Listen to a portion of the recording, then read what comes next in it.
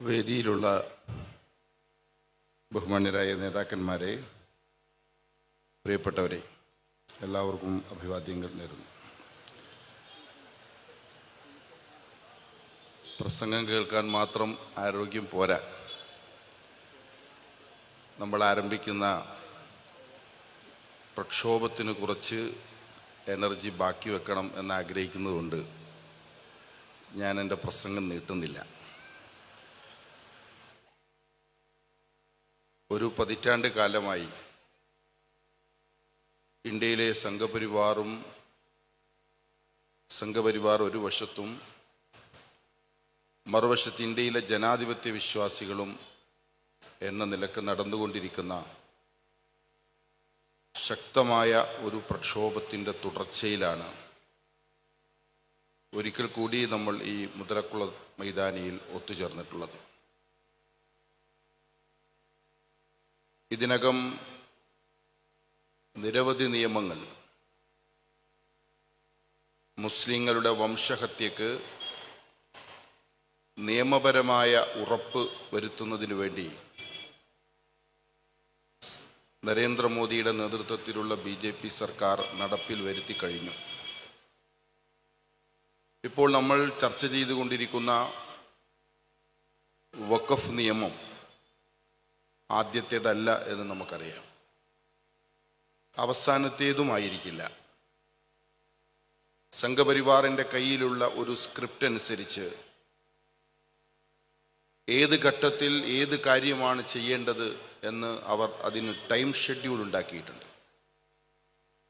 ആ ഷെഡ്യൂൾ അനുസരിച്ചാണ് കാര്യങ്ങൾ ഇപ്പോൾ നടന്നുകൊണ്ടിരിക്കുന്നത്. ആദ്യഘട്ടം മുസ്ലിങ്ങൾക്ക് ഈ രാജ്യം നൽകിയ ഉറപ്പുകൾ പിൻവലിക്കലാണ്.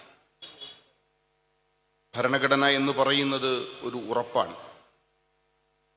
വ്യത്യസ്ത വിഭാഗങ്ങളായി ജീവിക്കുന്ന ഒരു രാജ്യത്തെ ജനങ്ങൾ ഒരു രാഷ്ട്രമായി മാറുമ്പോൾ അതിലെ വിവിധ ജനവിഭാഗങ്ങൾ തമ്മിൽ പാലിക്കുന്ന സാമൂഹികമായ ഉടമ്പടിയുടെ പേരുകൂടിയാണ് ഭരണഘടന.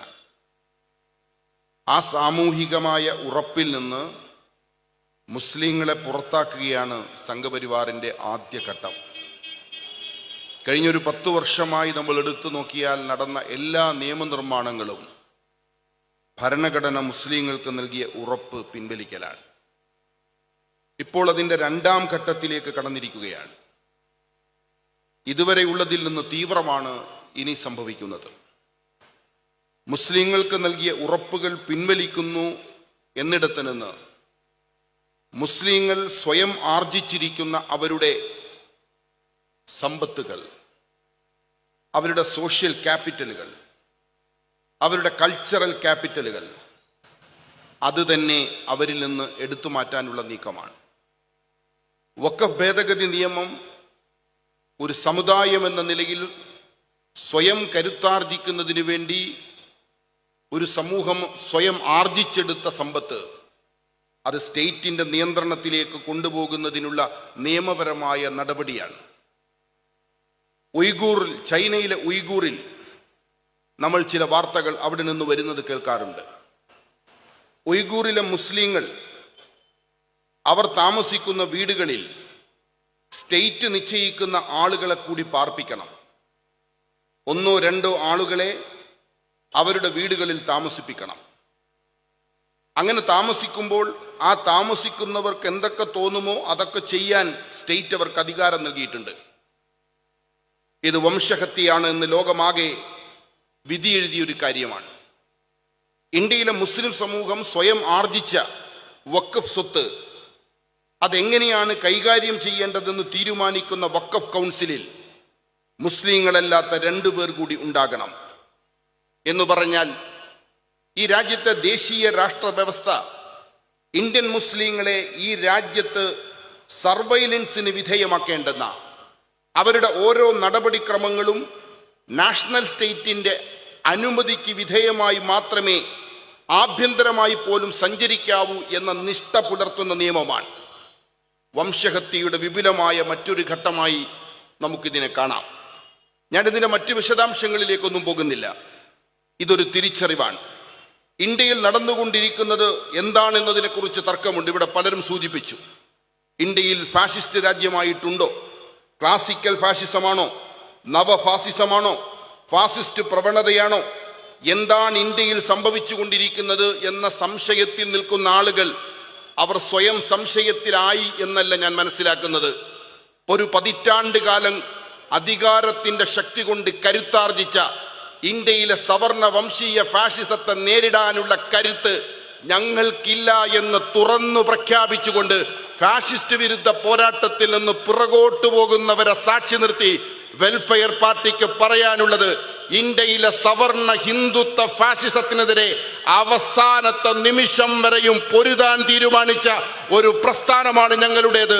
അതുകൊണ്ട് ഞങ്ങൾക്കൊരു സംശയവുമില്ല. ഇവിടെ നടന്നുകൊണ്ടിരിക്കുന്നത് ഫാഷിസ ഭരണമാണ്.